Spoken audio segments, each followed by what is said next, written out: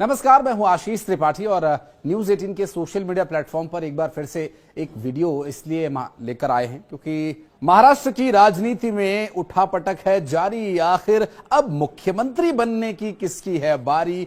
अब क्या सतारा से वापस लौटेंगे एकनाथ शिंदे? क्या नाराज होकर एकनाथ शिंदे वहां गए हैं या फिर कुछ और काम उन्हें आन पड़ा था? नमस्कार, मैं हूं आशीष त्रिपाठी आपके साथ और इस वीडियो में हम बात करेंगे इन्हीं सवालों के जवाबों के बारे में।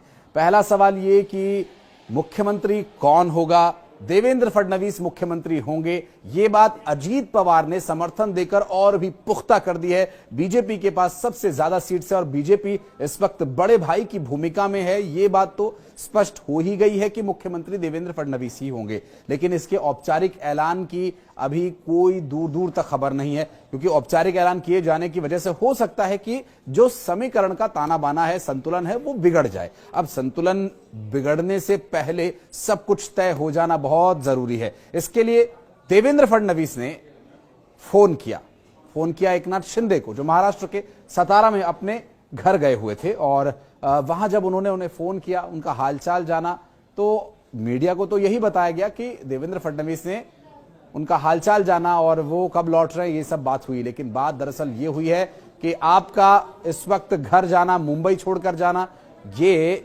अन्य संगठनों को, जो विपक्षी गठबंधन है, जो महाविकास आघाड़ी गठबंधन बना था, उसकी जो पार्टियां हैं उन लोगों में और कार्यकर्ताओं में एक नेगेटिव मैसेज भेज रहा है। इसलिए आप मुंबई में ही रहें। और संभवतः इस तरह की जो सूत्रों के हवाले से जानकारी मिल रही है, उसके बाद अब वापस लौटेंगे एकनाथ शिंदे और बातचीत होगी। और वो मीटिंग जो शुक्रवार को होनी थी और नहीं हो पाई, वो एक बार फिर होगी। उम्मीद है कि आज की तारीख में ये मीटिंग हो जाए, लेकिन अगर ये आज की तारीख में नहीं होती है तो आज जब एकनाथ शिंदे वापस लौट आएंगे तो उसके बाद ये मीटिंग बुलाई जाएगी। इस मीटिंग में मुख्यमंत्री जो कैंडिडेट होगा, जिसमें तीन जो सबसे प्रमुख चेहरे हैं, जिसमें देवेंद्र फडणवीस, एकनाथ शिंदे और फिर दादा अजीत पवार, इन तीनों ही को मौजूद रहना होगा और बड़े नेताओं को भी यहां बुलाया जाएगा, उनसे बातचीत होगी।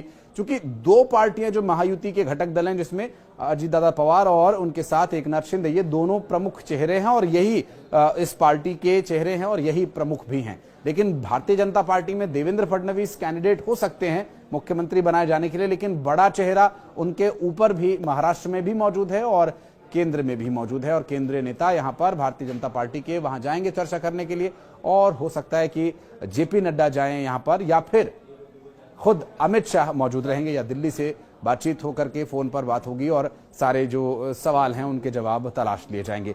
लेकिन जो पेच फंसा हुआ था, वो पेच दरअसल इसलिए भी फंसा हुआ था कि जब एकनाथ शिंदे मुख्यमंत्री थे तो फिर वहां देवेंद्र फडणवीस को गृह विभाग दिया गया था और गृह मंत्री उन्हें बनाया गया था उप मुख्यमंत्री होने के साथ साथ।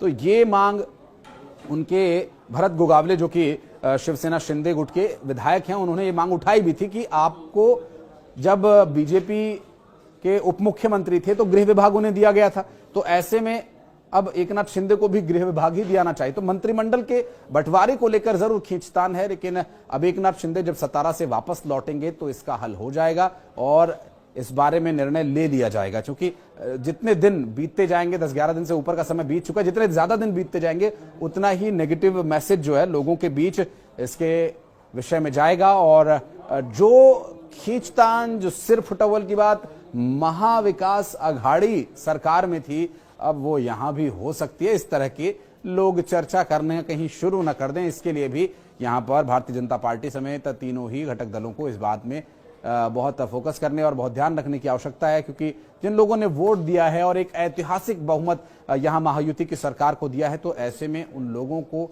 अब लोगों के वोट का सम्मान करना चाहिए और जल्द से जल्द सरकार का गठन करना चाहिए। जब शिवसेना, उद्धव ठाकरे जब बीजेपी के साथ गठबंधन में थे, शिवसेना गठबंधन में थी, उस वक्त जो टूट का कारण बना था वो यही बना था कि मुख्यमंत्री मैं बनूंगा। और फिर बीजेपी ने 2.5 साल वाले फॉर्मूले तक को वहां उद्धव ठाकरे के सामने रखा था, लेकिन उद्धव ठाकरे उस पर भी नहीं माने, तो फिर अंततोगत्वा टूट हो गई। लेकिन यहां पर अगर टूट होती है, जिसकी संभावनाएं बहुत कम नजर आ रही हैं, लेकिन अगर फिर किसी भी परिस्थिति में टूट होती भी है तो भी बीजेपी के पास सरकार बनाने के लिए और भी बहुत सारे विकल्प हैं। तो ऐसे में बीजेपी यहां किसी भी तरह से दबाव में नहीं है, लेकिन बीजेपी के ऊपर जो एक साइकोलॉजिकल प्रेशर वो ये कि लोगों के बीच नकारात्मक संदेश ना जाए।